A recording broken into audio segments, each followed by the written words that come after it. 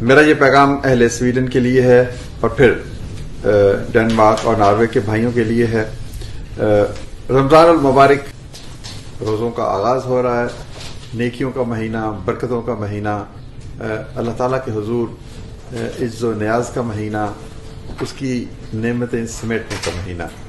تو اس مہینے میں جہاں نیکیاں اور سجدہ ریز ہو کر عبادت کی جاتی ہے، وہیں پر ہم دوسروں کی مدد کا جذبہ بھی اس کو بھی اجاگر کرتے ہیں۔ ہم زکوٰۃ دیتے ہیں، صدقات دیتے ہیں، فطرانہ دیتے ہیں، عطیات دیتے ہیں۔ تو آپ الحمدللہ اللہ کی راہ میں پہلے بھی بہت کچھ دیتے ہیں۔ تو میں آج آپ کو رمضان المبارک کی نیک سعادتوں کی مبارک بھی پیش کرتا ہوں، آپ کے لیے دعا گو بھی ہوں، آپ اور آپ کے اہل خانہ نیکیاں سمیٹتے رہیں اور خوشیوں اور مسرتوں کے ساتھ زندگی گزارتے رہیں۔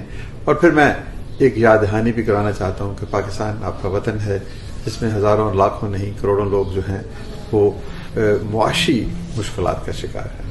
تو میں آپ سے درخواست کروں گا کہ ایک شخص کی مدد کرے تو پورا معاشرہ بہتر ہو سکتا ہے۔ آپ مواخات کے علم بردار ہیں، آپ نے ہمیشہ اخوت کا ساتھ دیا ہے، تو اخوت اس بار راشن بھی تقسیم کر رہا ہے، بچوں کو پڑھا بھی رہا ہے، اور رمضان کے مہینوں میں بعض لوگ کاروبار بھی کرنا چاہتے ہیں کہ آپ کو پتہ ہے کہ مہینے کے آخر میں عید کے قریب چھوٹے چھوٹے کاروبار لگتے ہیں، تو ان کے لیے قرض حسن بھی دیتے ہیں، تو ان کے لیے عطیات بھی چاہیے۔ ہم نے IT کے شعبہ میں ہزاروں بچوں کو تربیت دینے کا فیصلہ بھی کیا ہے تاکہ وہ زکوٰۃ کے مستحق لوگ تربیت لیں اور پھر اپنے پاؤں پہ کھڑے ہو جائیں۔ تو میں آپ کو مبارکباد دوں گا، آپ کے لیے دعا کروں گا، آپ کی اہل خانہ کے لیے کہ ہم سب مل جل کر اللہ کی عبادت بھی کریں۔